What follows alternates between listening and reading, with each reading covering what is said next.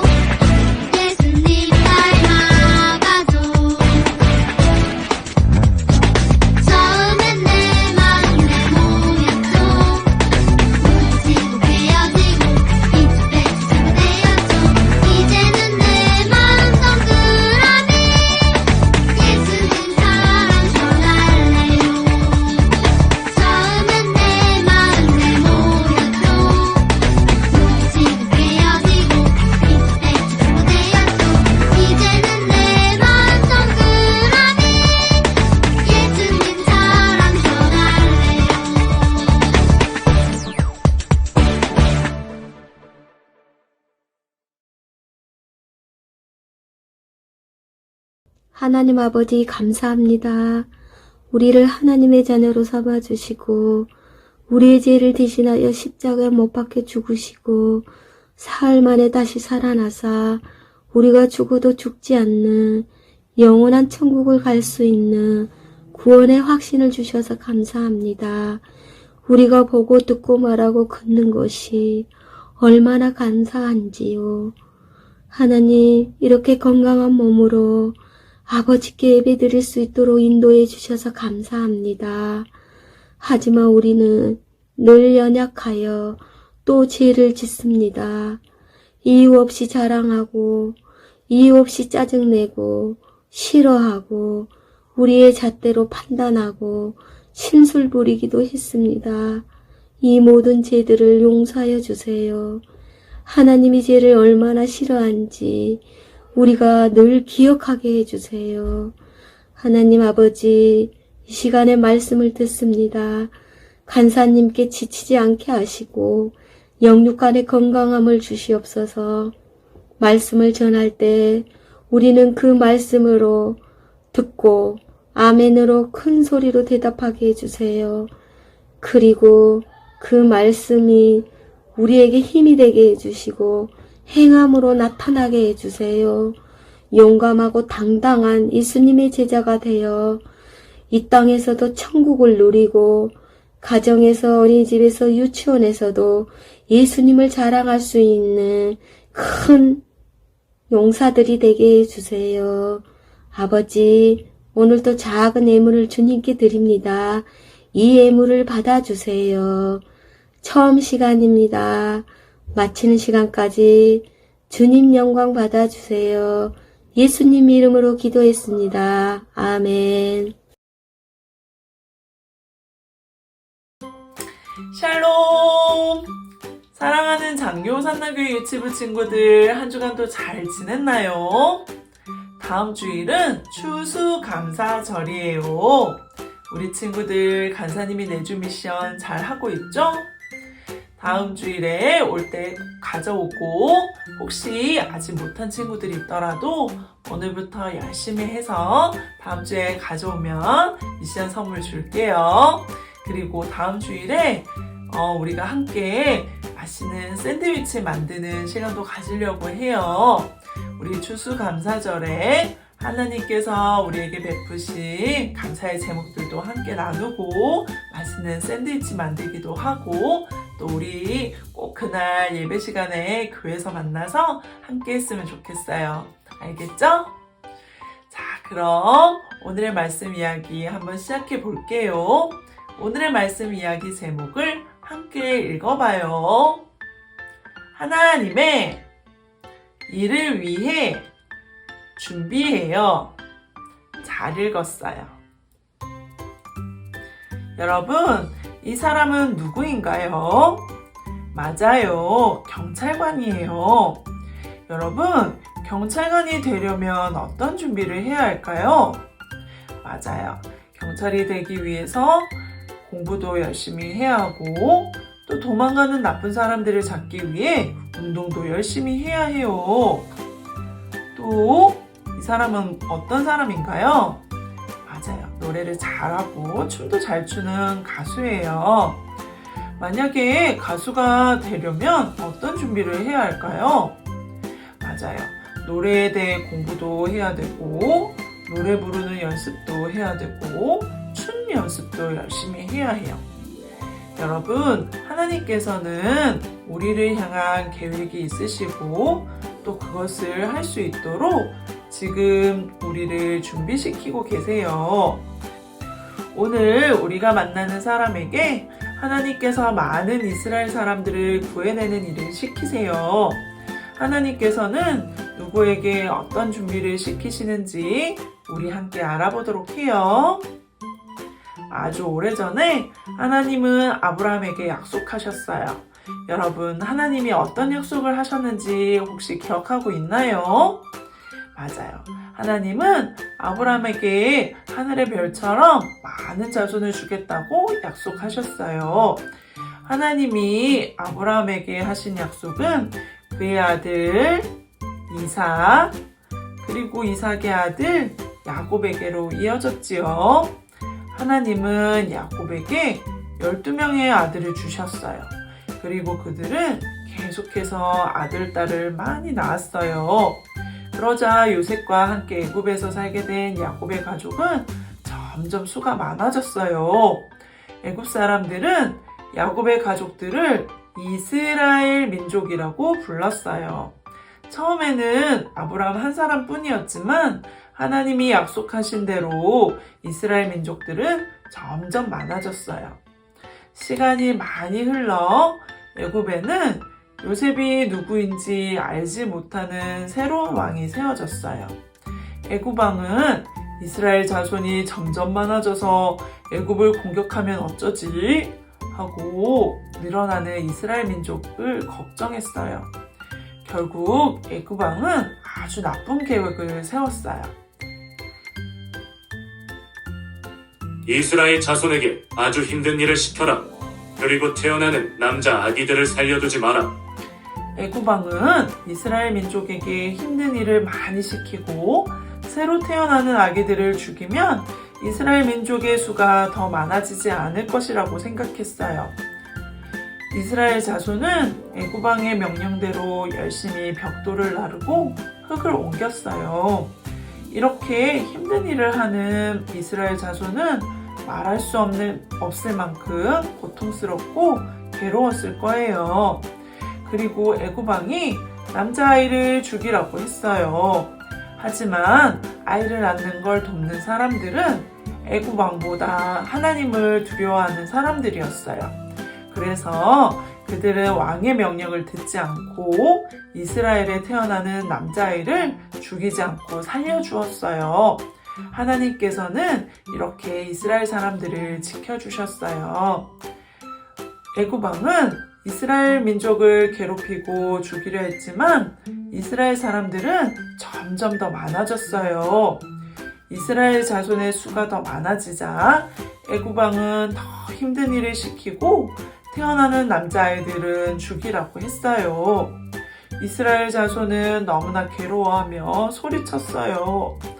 너무 힘들어요.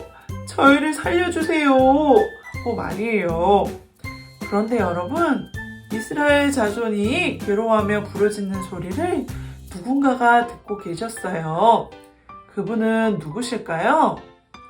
맞아요. 바로 하나님이세요.